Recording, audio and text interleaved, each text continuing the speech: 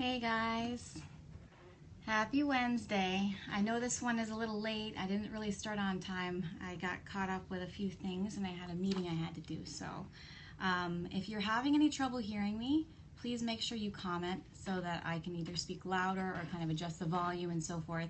I did have someone mention that the last one they weren't able to hear me that well. So now, I did get a bunch of emails. I'm very glad that you guys reached out regarding the symptoms of hormone imbalance. These are what the sheets had looked like. A lot of people did send me the emails so that they could get a copy of the sheets. That way they can understand what were the symptoms of hormone excess and deficiency, and also some of the key nutrients that were involved in making the process work as far as your hormones go. And we also went ahead and defined some of the hormones, and I told you that today we're going to talk mainly about testosterone. So if you were looking on the sheet, you would actually read about some of the symptoms of excess and deficiency that were associated with testosterone in particular. A lot of times it was originally called the male hormone, but that's not true. Women make testosterone as well. So other than some of the signs and symptoms that were the same on both the male and female sheets, I'm going to review some of these because a lot of you don't have a copy of them, just so that you understand things better. Now, deficiencies in hormone like testosterone over time as you age can actually be detrimental to the body, and we do see this sometimes with people in regards to their hormones and how low their levels actually do get. For example, if you do have a deficiency in testosterone, it can actually affect the heart, it can affect your brain, it can affect inflammatory markers, it can affect your bones, cancer, as well as increasing issues with obesity and so forth. If you've thought about testosterone in terms of what it does in the fat cells of your body, testosterone is actually converted to estrogen, and estrogen can actually sit and feed and live in the fat cells. So a lot of people that have visceral obesity, or even guys that have basically fat that's building up around their middle organs, they usually do have bigger bellies. They do have that tire that they're always trying to get rid of, and usually that's an issue or a symptom of hormonal imbalance that does need to be addressed. An important thing for you to think about with regards to testosterone is that just like all the other hormones that I've mentioned in the past, it's also affected by other hormones. So whether it's something having to do with the stress response with cortisol, if it has to do with your thyroid, if it has to do with the active free estradiol, or even progesterone and so forth, all of the hormones together, they do affect one another. So testosterone is always affected, or can be affected, by other hormones. So that's where the whole symptoms versus excess versus deficiency and balance kind of plays a key role. And when you see a doctor that's well versed on hormones, they can explain this to you in more detail when it comes to how your exact levels are, where they should be, and of course what you can do about the symptoms that you're having of excess and deficiency. So, what are ways to help increase your testosterone? First, let's talk mainly about what I like to call, and other people call this as well, andropause versus menopause.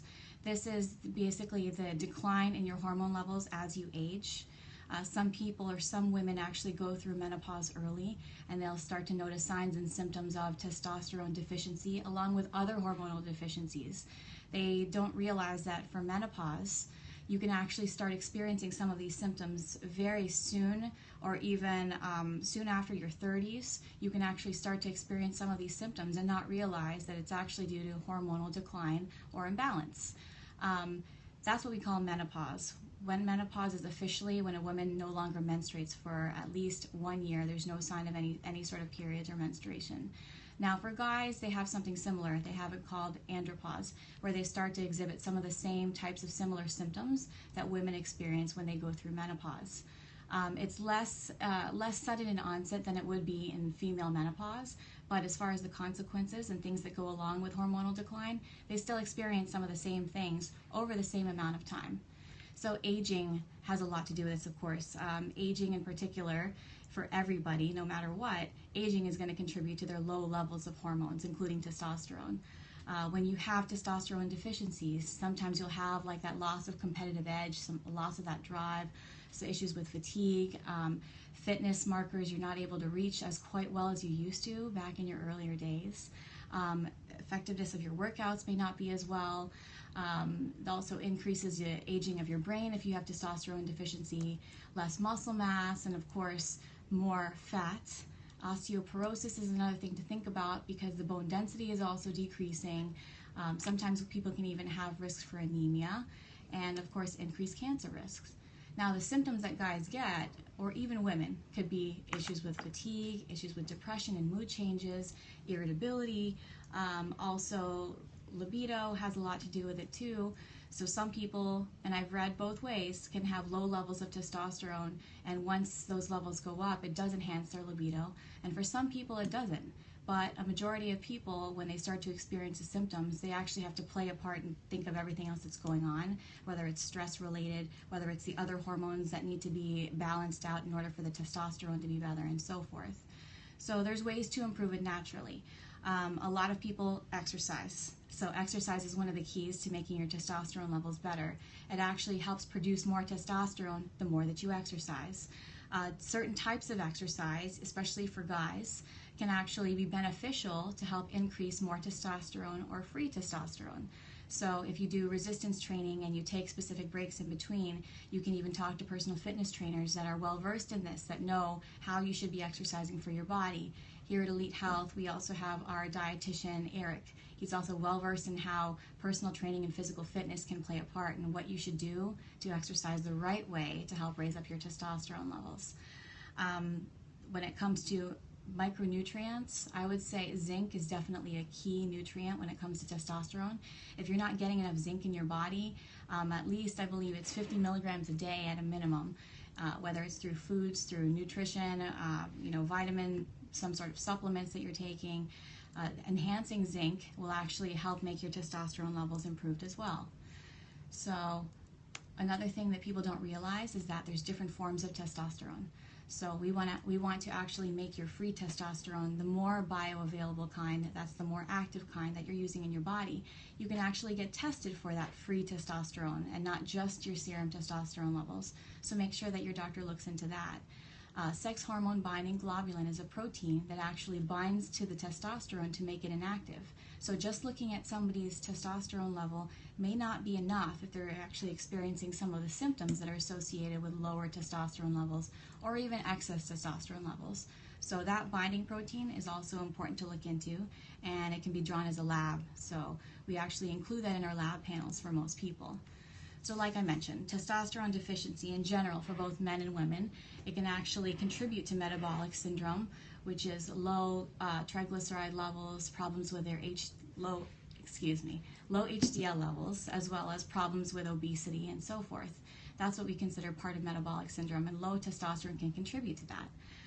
As far as your heart goes, low testosterone has been associated with higher risks of heart attacks and strokes. Also, bone density, we want to make sure that continues to stay up, and as well as cancer risk. So it's very, very important in order to maintain the testosterone levels as much as possible. Now, some people that continue to have symptoms as they get older, they can actually benefit from either testosterone boosters or supplements. There's many different kinds that have actually been proven to show that they're very effective. One I already mentioned, higher doses of zinc can actually really help out your testosterone levels. But proper sleep plays an important role for restoring your hormones, including cortisol, which also affects the thyroid, which also in turn also affects your testosterone levels, because thyroid, actually the hormone itself, has issues with sex hormone binding globulin. So if you're having problems with that, it's more important that you address all of the hormones and not just one in particular, because you will probably find that it's not just one hormone that's causing some of your symptoms. It may actually be a couple of the hormones that need to be addressed, which may be addressed through the way that you're actually living your lifestyle, whether it's through the food choices, through exercise, through sleep, getting enough water, all of the things that I had talked about regarding wellness. Another thing about testosterone that I do want you guys to know is that there's different ways to help treat patients that have testosterone deficiency. And say you're doing all the right things as far as managing the exercise the way you're supposed to, and you're eating the right nutrients that you're supposed to. food sources like cruciferous vegetables. That's very huge for testosterone. If you're also trying to manage those things and having your hormones assessed, make sure that your doctor is taking a look at all of them and not just that one in particular. They should be looking at the estrogen or estradiol levels, as well as progesterone, your thyroid, cortisol, and so forth.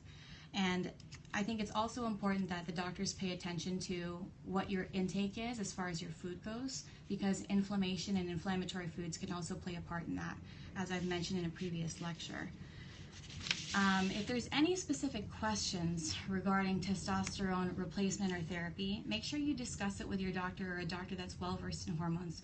Come visit me here at EliteHealth.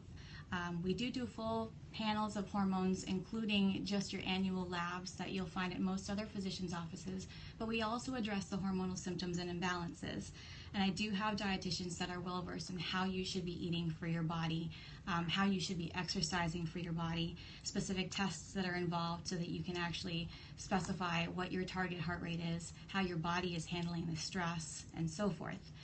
And I would think that that would be a basic as far as male and female testosterone.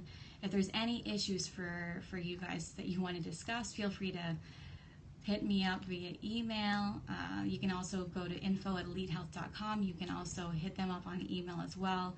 My email is jt@elitehealth.com, and we can make sure that we address all of these things. So that's a very basic introduction to testosterone. I will be going on with other hormones in the future, so I'm going to be touching base on the importance of estrogen next and how estrogen plays a part in testosterone. I had mentioned very briefly earlier that testosterone does convert into estrogens, and that does affect certain areas of the body like the fat cells. So we'll go into more detail with that, and I will give you guys more examples of some things that you'll find in both men and women when it comes to deficiency. If you do want a copy of the hormone symptom sheets, the ones that were explaining the symptoms of excess and deficiency, feel free to shoot me an email or go to info@elitehealth.com, and we will talk more in my future podcasts. Thanks.